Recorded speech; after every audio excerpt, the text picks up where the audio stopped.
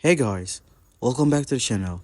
Whether you're here to compare apps, learn something new, or just stay updated, you're in the right place. Let's jump straight into it. Welcome back to the channel.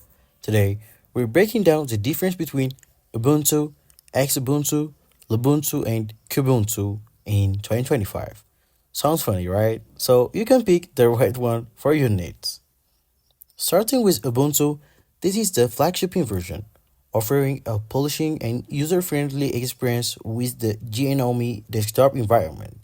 It's a great if you want a modern look and solid all-around performance, especially on more powerful machines.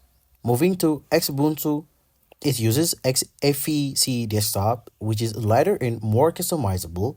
It's perfect if you want a balance between performance and nice interface, especially for older or less powerful hardware.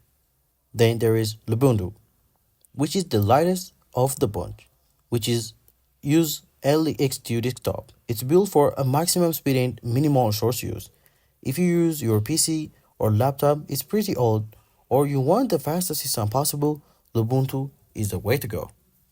Finally, Kubuntu comes with the KDE Plasma Desktop, which is visually rich and highly customizable. It's perfect if you want a sleek, modern interface packed with features, and your hardware can handle it. So, if you want a solid and modern experience, go with Ubuntu.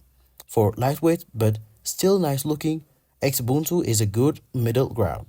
Lubuntu is the best for lightest resource use. And lastly, Kubuntu is your choice for feature-packed stylish desktop. Thanks for watching, and don't forget to hit the like and subscribe for more tech breakdowns. See you at the next time.